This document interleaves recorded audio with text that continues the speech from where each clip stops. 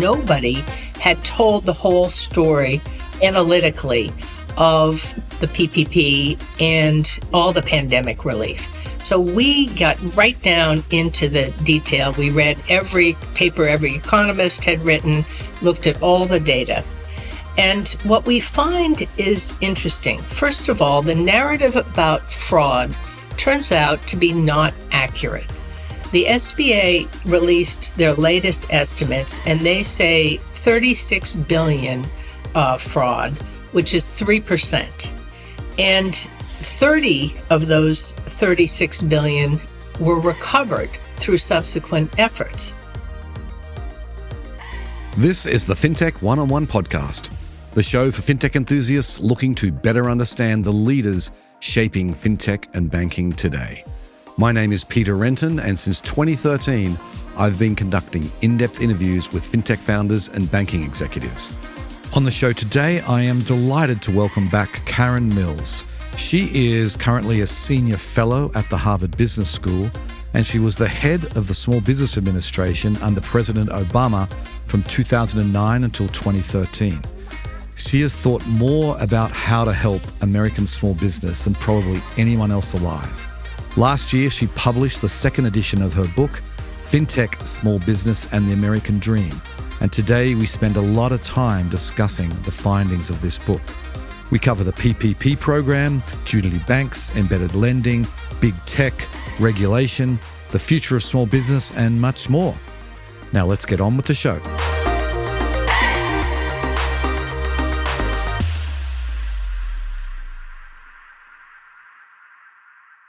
Welcome back to the podcast, Karen. Well, I'm delighted to be back talking with you. Yeah, it's great to see you again. So let's kick it off. You wrote your first book, I think it was published in 2019, and I had you on the show for it then. I'll link to the show in the show notes. But maybe I'd like to get your perspective, because a lot has happened in the last 5-6 years.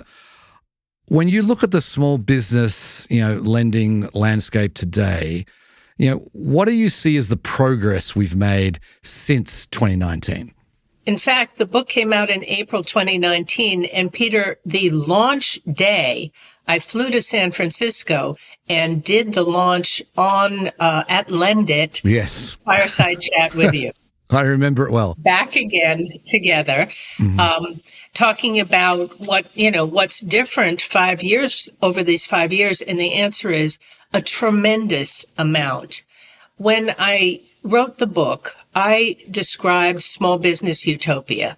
And my thought at the time, and we talked about it, was that in 5 years, we would have this transformation of small business lending, that we would be able to have a much more seamless process, that it would be ubiquitous. And of course, things proved to be a little bit more complicated and moved much more slowly. And I sat back in thinking about this second edition to say, why did it not happen as fast as we thought? And the answer is that there are 3 layers of complexity in the market that I think we didn't fully appreciate at the time. Mm-hmm. The first layer is that the underlying data that informs some of the fintech insights and models just proved to be more difficult to standardize. So you had companies like Plaid and Codet that spent 6 or 7 years really cleaning the data. Now, we do have the data available today, but it just took longer. The second layer of complexity is really much harder. It is that there are so many use cases for small business lending. Mm-hmm. So from the small business's point of view, one day you're lending to a dry cleaner, the next day you're lending to a parts supplier. There are so many different kinds of small businesses, and they need different kinds of loans. So one time they need a term loan to buy a piece of equipment. Another time they need a line of credit just for cash flow management. So there's all these different loan products, and each bank or lender has a different kind of loan product that they like to put out in the marketplace, merchant cash advance. So that finding product market fit, finding the loan that is right for the business, turns out to be quite complicated. And then the top layer of complexity that maybe we'll come back to later in the talk is about the user interface. It needs to be a seamless connection to a small business owner. And a small business owner is busy, and it's hard to have a user interface that really is appealing to that small business owner. So all of these are areas where there's been complexity, but there's also been progress. Interesting. Well, we're going to dive into some of those things later. But before we do, I want to first ask why you decided to write a second edition. What was because, it's a lot of work to write a book, as you know well. Why did you decide to jump in and do a second edition? Well, my publisher actually called me and said, why don't you do a second edition? I said, absolutely not. It is way too much work. I've already written my book. And I went home that weekend and I read through the first edition and I thought, this is not current. The market has moved in a different set of ways.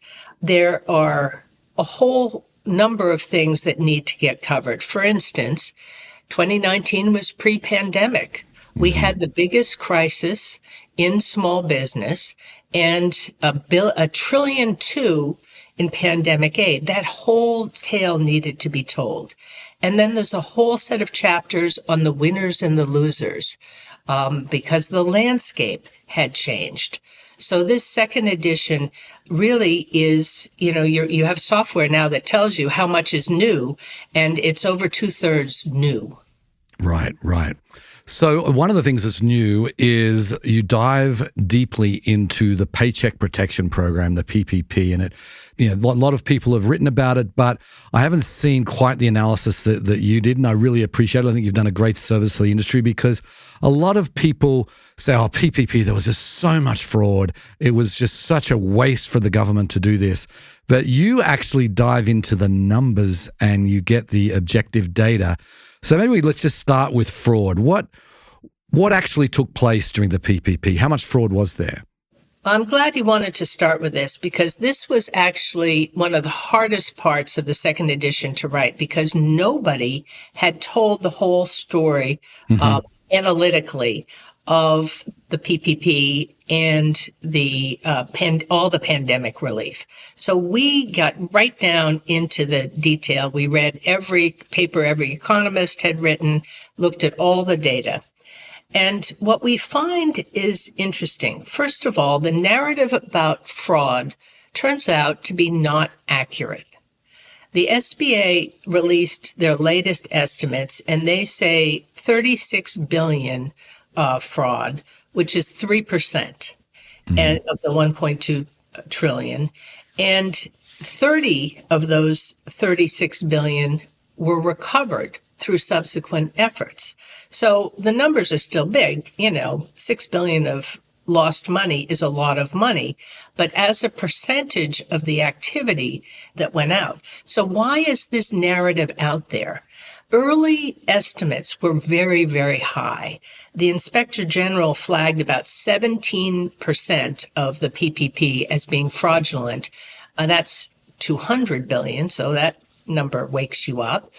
But it turns out that a lot of the flags that they use to worry about fraud turned out not to be fraud. For instance, duplicate applications. Well, many people applied 2 or 3 times to PPP because they were afraid that their bank wouldn't get it, so they applied through a fintech, and all of those were early red flags. But they turned out not to actually be people accepting it fraudulently. So in the end, the last programs, the SBA got smart as progress happened, and all of the fraud happened in the very early time. The last 2 programs, the shuttered venue and the restaurant relief, had under 1% fraud. So they learned how to put more checks in the application. But in the beginning, Mnuchin said, we're not going to go check this list against any other list, do not pay, because he was afraid, and I think correctly so, that he wouldn't get the pickup and the participation if he made the application too complicated. And I give him credit because one of the great things about these programs is they had widespread acceptance eventually and saved lots of businesses. Yeah, they did, including ours.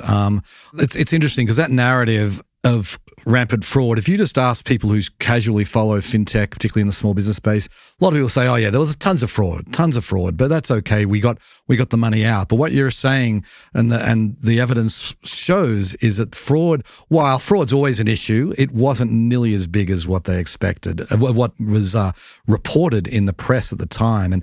And you remember those early days? I remember them, like the memory of that early April when the PPP came out. I mean, that's seared into my brain because we just wanted to get that money because, the focus was on speed and we were, there was frustration because big banks especially, were not moving fast enough. But so I do acknowledge the fact that, I appreciate what Steve Mnuchin did in saying speed is the most important thing. And to me, it's quite surprising, given the focus on speed, that there wasn't more fraud. Yes, I think that's right. And that, there were a lot of headline names, Shake Shack taking money that they shouldn't, that they subsequently gave back. And we cover that. But at that moment, and I think we've forgotten how difficult it was, we were looking at the potential for a third of America's small businesses to fail and to have shuttered storefronts on Main Street for literally years to come, because it's very, very hard to recover from something like that. So these efforts were really vital in making this V-shaped recovery that we eventually got. Right. So then let's talk about the fintech lenders, because that was really a time for the fintech lenders to step up, and many of them did step up in a big way.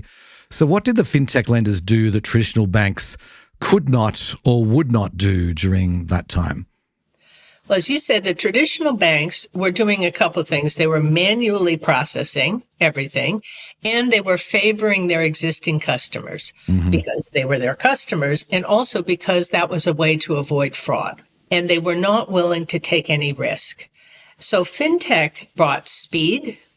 They were able to create, automated processing, and they were able to pre-populate forms for people, which was like magic at the time. And then they did something else, which is they increased the reach of the program to sole proprietors and particularly to minority-owned businesses, especially Black-owned businesses. And there's an economist, a very good economist named Sabrina Howell, who did some work that actually quantified what happened in that. And the numbers are remarkable, and we put the graphs in the book. Fintech lenders accounted for 54% of all the PPP loans to Black-owned businesses. So 54% of them came through fintechs. And of the loans that the fintechs made, 27% of their loans went to Black-owned businesses. So they were really important in creating access and opportunity, because many of these businesses did not have a bank who was ready and willing to service them with a PPP loan. So it was game-changing. Right. So then looking back now, it was a costly program, as you said, the most costly program in U.S. history when it comes to support for small business. 1.2 trillion. Yeah. That's a big number. Now, like we're several years removed from it now, do you consider the PPP to have been a success? Was it worth it? Absolutely, yes. And I say that not because of wishful thinking, but because we did the analysis. We went back and used 4 criteria to measure, was PPP a success? First criteria, small business employment. Second was survival of small businesses. Third was equity, getting the reach to getting the PPP to all kinds of businesses. And the fourth is the speed of deployment and the uptake by the small business owner. And we went through each of the economists. There was some early economists who wrote, this is not getting to the right businesses, it's way too costly. And later analysis debunked that. And it turned out that especially in the smallest businesses, the ones with under 10 employees, they receive 90% of the loans. It was incredibly effective in these analyses, particularly at increasing survival and its reach. 13 million small businesses got the loans. So that is at least a third of small businesses in the US. And we can really look at the Great Recession and the U-shaped recovery, where we didn't have enough money deployed into the world of small business. And one of the big differences you can see in the employment numbers in that V-shaped recovery is because of the big emphasis in the government aid programs. It was the number one thing. It was the first thing in the CARES Act. And it deployed, at that time, $360 million. Well, of course, that was gone in 2 weeks, and they had to go to this next piece. So I think it was absolutely vital in making us be able to come out of this relatively unscathed. Right. Well, before we move on, I think you've got a unique perspective here because you were the head of the SBA under President Obama. And so the SBA was front and center here. And knowing what you know, how the inner workings of the SBA operate, I mean, how do you think the SBA handled this whole situation? Very difficult, very challenging, obviously, for not a large agency, really. Not a large agency, and an agency that, had been underinvested in by the government budget and in technology. And I give particularly Isabel Guzman, the head under Obama, a lot of credit, because she went through and created the systems that allowed quickly the seamless deployment of PPP in its second loans and the other programs and the idle loans, and followed through on all the fraud pieces. And that the SBA is really humming, and it is largely due to real attention to execution and detail during that period. Indeed. Okay, so I want to switch gears a little bit. I want to talk about community banks. You cover them in the book as well, and community banks have been one of the real driving forces for small business lending for decades. But now they're being challenged, and there's been, here some people talk about, vertical SaaS companies are the new community banks because they have such intimate knowledge of their clients like community banks used to have and still do to some extent. What's your take on the state of community banks and small business lending? Well, I have a great love for community banks. They were our partners at SBA, but I think they play a vital role and a unique role. There are other countries who wish they had the system we have of community banks, so they're a unique asset. Here's how I see the vertical SaaS companies. I think they also are going to be great assets and winners in this transformation. But vertical SaaS companies like Toast, for instance, Toast serves restaurants, and it knows it's already in the daily routine of a small business owner. So it has an absolutely perfect way to have a small business owner come in and say, well, I'd like a loan. This is embedded lending. And of course, we'll get to embedded lending, but it is one of the critical new aspects of fintech. You should get your loan embedded in your workflow. But what we know now about embedded lending is that the vertical SaaS company really doesn't want to be a bank, doesn't want to be the lender. It wants to have the interface. It wants to provide the service to the small business. But underneath, there's another layer, which this middle layer, for instance, might be done by Stripe or now Intuit. And it creates the pipes where, and maybe even the algorithm where the loan is assessed and evaluated and the information is flowing. And at the bottom layer, there's a bank or there's a provider of capital, but usually it's a bank because banks are the people who provide the money. And if you have this bank at the bottom, they can now have a whole new line of business, which is banking as a service. Right. And banking as a service is an enormous opportunity for community banks and for large banks. So I see embedded lending as a massive trend for the future, but a trend that includes banks. I also see community banks winning in their own right, because as the core software providers, Jack Henry and others, are working to make the core systems more flexible, they will be able to have their own technology that does the underwriting in a more seamless way. And then the lending officer, instead of filling out an Excel spreadsheet, can go back to being a relationship manager and provide the advice and counsel that has been their critical role in the past.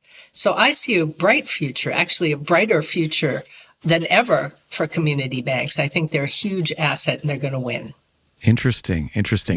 So then what about the big tech companies? Because you see, Amazon have been in the small business lending space for some time. You've got, Square has been doing it also for a long time.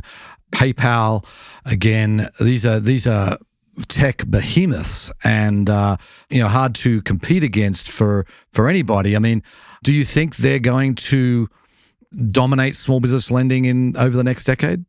I have a whole chapter on winners and losers. And it's very interesting that you ask about big tech, because when I go out and talk about the book, I always have the audience vote in between four categories. I say, who's going to win?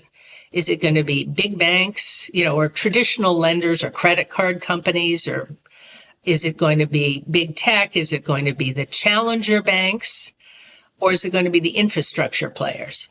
And lots of people choose big tech, every audience, for all the reasons that you just mentioned. They have the technology, they've got the reach, and they've got brand and trust, which some of the challenger banks don't. But the problem is they have too many other opportunities that they want to pursue. And in the U.S., they have shown absolutely no interest in going into fintech in a big way. Apple, a little bit. Amazon, only to finance their vendors. So if they have another reason in their ecosystem that they want to provide a lending product, they may do it. But we have seen no indication, because they just don't want to be regulated. And they have too many other opportunities. So far, not like Alipay, so far they are not taking that role. Right. So then who is going to be the winners, do you think, when it comes to small business lending in the future? Well, as I said, I think that embedded platforms are going to be a huge part. I think challenger banks have a harder time reaching small businesses, and they have a very hard time with the cost of capital. Yep. So this idea of the embedded structure, I think, is going to be the biggest players. And there are many, many ways that can come about. Given all the vertical SaaS platforms, it could come about on Amazon. It could come about with lots of different folks in the front end. The middle layer is going to be very important, and Intuit, I believe, is going to be an interesting player besides Stripe and others in that middle layer. And then banks are going to choose if they want to start to participate. And I have been waiting for the big ones, the JP Morgans, to realize that this is a big opportunity. So far, they haven't, but I think maybe the regional banks may. And then, as I mentioned before, I have this dream that the community banks are also going to win because of their unique position in the relationship as the technology infrastructure products just get more plug and play. Right. Because it's interesting, there really isn't a brand name bank or fintech that has really taken a massive market share in the small business lending space. It's funny because it's like we had the first wave of fintech with, the Ondex and Cabbages and Funding Circles of the world really, I think, did a great job in kind of bringing that first innovation to small business lending. But they've kind of all three of those companies I just mentioned have been acquired. But there's no brand that really has sort of bubbled up to the top to be this is the company that's going to dominate small business lending. I mean, it's not a winner-take-all, field for sure, but it feels like it's still pretty wide open, wouldn't you say? I think it is the biggest, most interesting tech opportunity out there, one of the biggest, because there is nobody, as you mentioned, occupying the space. It's quite a large space. I think the reason we haven't seen it yet, besides some other complexities, is the use case issue. That there is room for a lot of winners as they craft the different use case. Square, for instance, really captured this sort of very small loan, merchant cash advance kind of platform for a certain kind of user. But there's plenty of room for American Express, which has got their blueprint out there, to begin to capture a sort of more traditional term loan revolver market, and for regional banks to step in with products, or Stripe to really qualify their own lending. So all of them are sort of circling around it, but they can't quite figure out this product market fit use case issue. Should they go in through a vertical? Should they go in, through a product type? And that's why I think it's been slow to materialize. Mm-hmm, mm-hmm. Okay, so I want to talk about regulation for a bit, because I know towards the end of your book you devote a couple of chapters to this, and you critique the current system, which is fair because it's not a great system. But what I appreciate is that you laid out your vision for really how regulation could work. So maybe you could take us through that.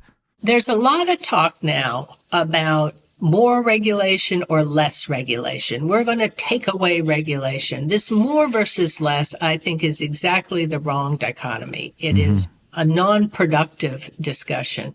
What you want is smart regulation. And the focus really has to be on how do you create an environment that is going to protect lenders and borrowers and small business owners, but also foster innovation. And this is what the UK was able to do right after the financial crisis with the FCA and a whole regulatory structure. And that's why fintech blossomed there. The US is way behind. And I was laughing about the Congress was all worried about the SBA licensing 2 or 3 fintech. Right. And they completely missed the boat that all the other fintechs are operating in an unregulated environment. This doesn't protect the data. This doesn't protect the small business owner, and it doesn't protect the U.S. financial system. So we've begun to see some progress on that with 1033 and some other regulation around open banking. But we need to get much more serious. And the banks have to realize that fintech is not something the bank lobby just wants to, block any fintech from becoming a bank or becoming regulated. What they need to realize is these are going to be their partners. And they need to be safe and secure holders of data and operators. Otherwise, we'll have another crisis like Synapse, and we'll have potentially enough of these crises that we can create destabilizing events in the economy. So regulation, smart regulation, not more or less, is absolutely the key to the financial services, fintech, small business banking success. Right. I want to go back and revisit small business utopia, because I do love it's a beautiful sounding term, and you've painted a pretty vivid picture, and you give a great example in the book about what it can look like. And we have the pieces in place now. It feels like the technology has been developed. What do you think it's going to take to get to small business utopia from here? Well, there is still a missing piece that is emerging, which is this top layer of the user interface.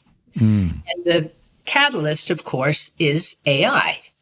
And it is really the generative AI, because we've had AI in fintech for a long period of time with machine learning. But this generative AI, this bot who is going to be your sidekick, your buddy, is the missing piece for small business utopia.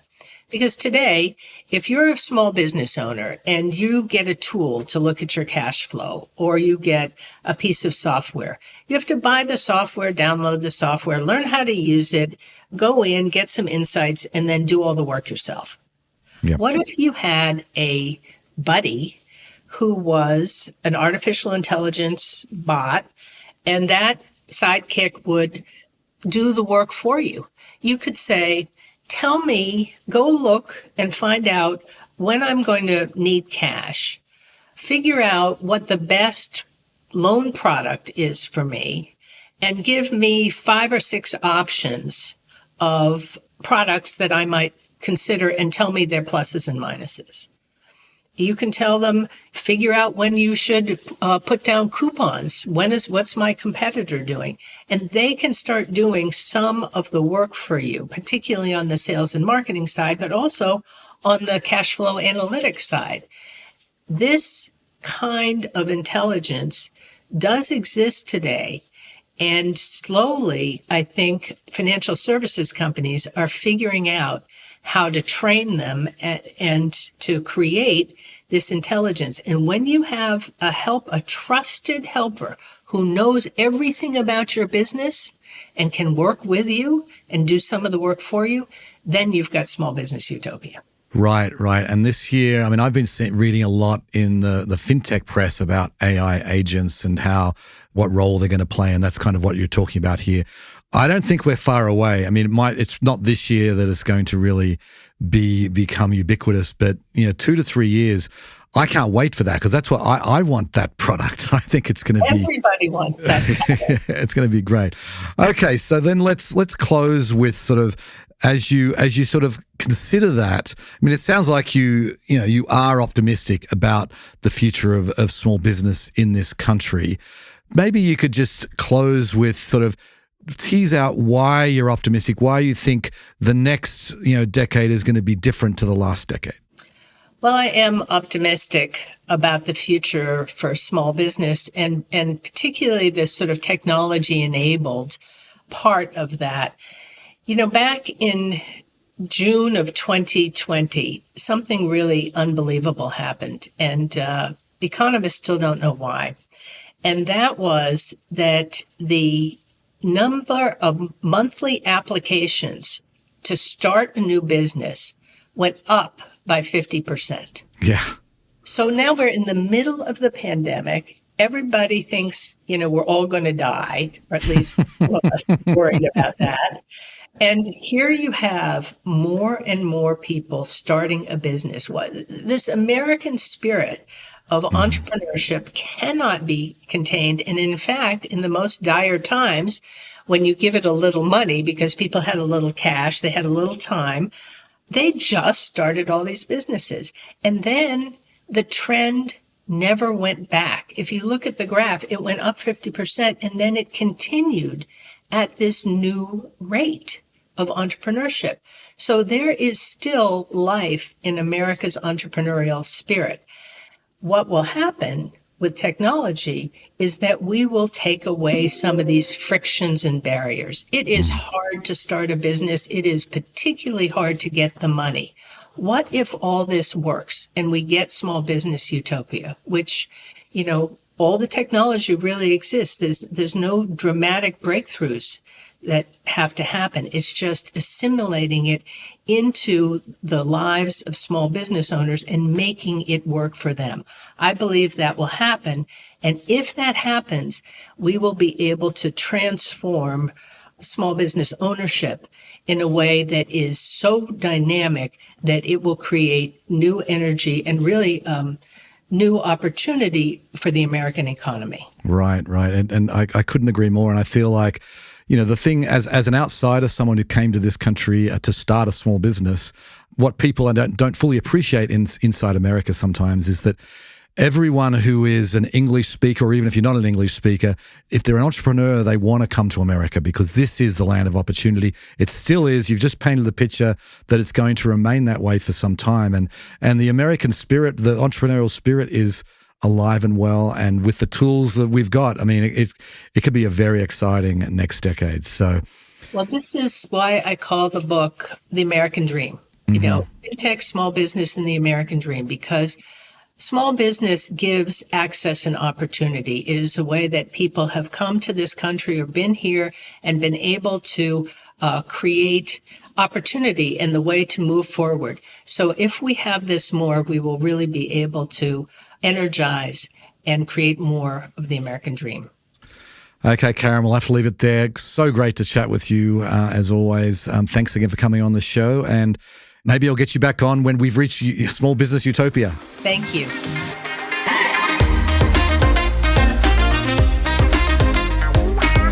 I am also very optimistic on the future of American small business. Starting a business is already cheaper and easier than it was a decade ago.